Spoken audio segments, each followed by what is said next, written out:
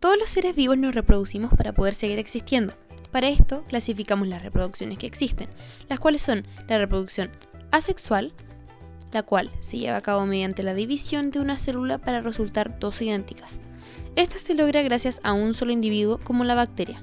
También existe la reproducción sexual, que se obtiene por la unión de una célula sexual masculina y una femenina, siendo necesarios dos individuos como los humanos. Las principales diferencias entre la reproducción sexual y asexual. La ploidía es el número de juegos completos de cromosomas en una célula, y los gametos son los óvulos y espermatozoides. En la sexual, la ploidía cambia, se incluyen gametos y se necesitan dos individuos, mientras que en la asexual, la ploidía no cambia, no se incluyen gametos y se necesita un solo individuo. Pero en ambas se crea un nuevo individuo. La meiosis. ¿Qué es? Es la formación de ovocitos y espermatozoides en la mujer y el hombre respectivamente a partir de una célula germinal. La meiosis se compone de dos etapas, la 1 y la 2. Antes de esas dos etapas está la interfase, en la cual el par de cromosomas homólogos duplica su ADN. Los cromosomas homólogos son pares de cromosomas de misma forma y tamaño. Uno proviene de la madre y el otro del padre. Etapas. Meiosis 1. En esta etapa, una célula 2N, diploide, es decir que hay dos cromosomas de ploidía. En este caso, los cromosomas son dobles, por lo tanto, tienen 4C, 4 cromátidas, 2 por cromosoma. Esta célula diploide se divide y pasa a ser dos células N, haploides, lo que quiere decir que hay un cromosoma de ploidía.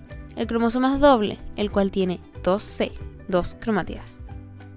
La primera subetapa de la meiosis 1 es la profase 1. En esta subetapa la cromatina se condensa formando cromosomas. Se forma el uso meiótico y se desintegra la membrana o carioteca.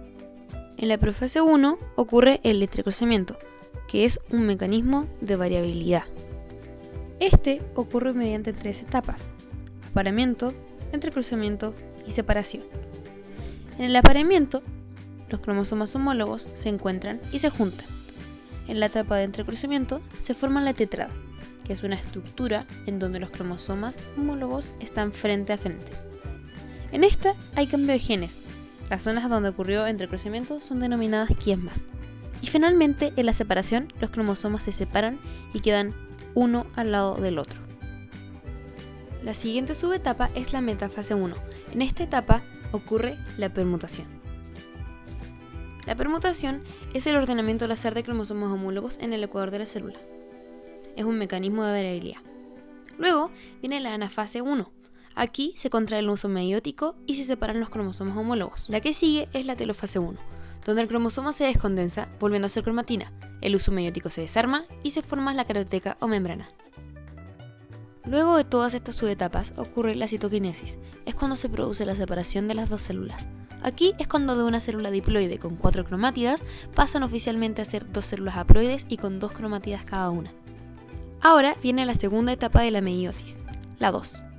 En esta etapa, dos células N, haploides, con un cromosoma de ploidía, este cromosoma es doble por lo que tiene 2C, 2 cromátidas, se dividen en 4 células totales, N, haploides, con un cromosoma de ploidía.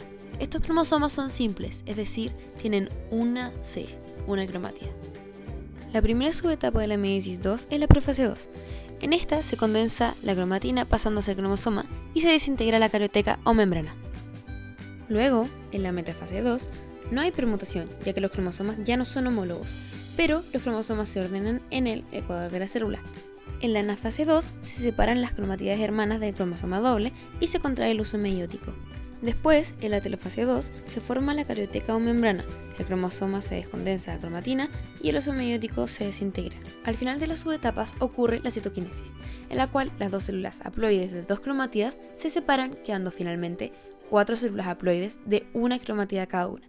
Estas células corresponden a los 4 espermatozoides en el caso del hombre o a los 4 ovocitos en el caso de la mujer.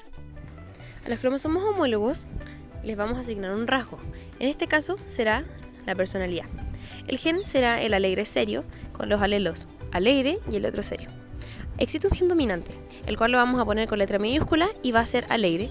Lo ponemos en ambas cromátidas porque son idénticas. El gen recesivo lo ponemos con una letra minúscula, en este caso será el serio, y lo ponemos en ambas cromátidas ya que son idénticas. Bueno, eso fue todo. Esperamos que hayan aprendido sobre la meiosis.